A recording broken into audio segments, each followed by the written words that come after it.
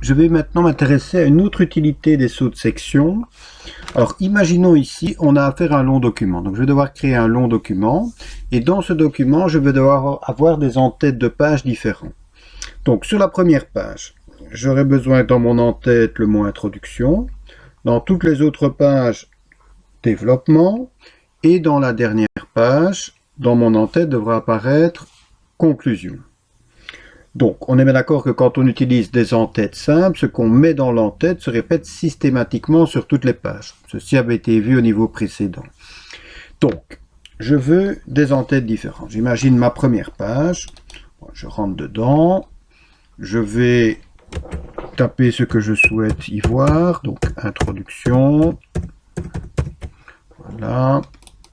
Histoire que on voit bien. Je vais un peu agrandir ça. Et je vais mettre ça en gras. Donc voilà, cette en-tête devrait être présente uniquement sur ma première page. Donc je rentre dans l'en-tête de ma première page, je tape ce que je veux dans mon en-tête, et puis j'en ressors. J'imagine que je tape tout le texte sur ma première page, et donc sur la deuxième page, j'ai besoin d'un en-tête différent. Comme j'ai besoin d'un en-tête différent, je vais devoir effectuer un saut de section. Je n'ai pas le choix, je suis obligé de passer par là. Donc je vais dans Disposition, je vais sur saut de page et je lui dis que je veux un saut de section sur la page suivante. Donc j'ai une deuxième page et sur sa deuxième page, lui va garder bien évidemment le même en-tête de page. Donc ce que je dois faire maintenant, c'est rentrer dans l'en-tête de page de la deuxième section. Vous voyez qu'il le met bien ici.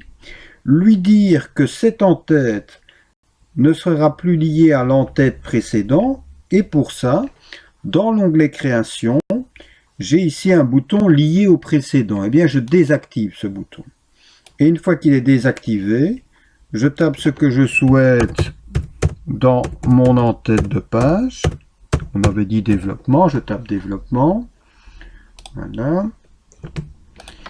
Et ensuite, je vais tout simplement sortir de mon en-tête de page et vous allez constater que sur la première page, j'ai comme texte introduction. Et sur la deuxième page, j'ai développement. Et j'imagine que toutes les autres pages doivent avoir le même en-tête. Donc là, je fais un saut de page, tout ce qu'il y a de plus traditionnel, soit via CTRL-Enter, soit via Disposition ou mise en page, saut de page, saut de page. Et enfin, si sur la dernière page, je dois avoir un en-tête différent, et bien là, de nouveau, je n'ai pas le choix. Je dois effectuer donc un saut de section page suivante. Je ne sais pas s'il a pris, je vais aller vérifier. Oui, il a pris. Donc je rentre dans l'en-tête de page de ma troisième section. Je lui dis que cette en-tête ne sera pas liée à l'en-tête précédente. Donc dans l'onglet Création qui est apparu, c'est l'onglet qui contient les commandes relatives aux en-têtes de page. Je désactive le bouton lié au précédent. Et une fois qu'il est désactivé, je tape ce que je souhaite comme information dans mon en-tête de page. Donc je vais mettre conclusion. Voilà. Et lorsque c'est fait, je sors de mon en-tête de page. Et donc, sur ma dernière page, j'ai bien comme texte conclusion. Sur toutes les autres développements.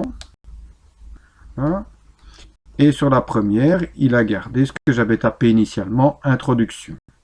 Donc voilà comment avoir dans un long document des en-têtes de pages différentes. On passe par les sections et on lui dit chaque fois que l'en-tête n'est pas liée à l'en-tête précédente.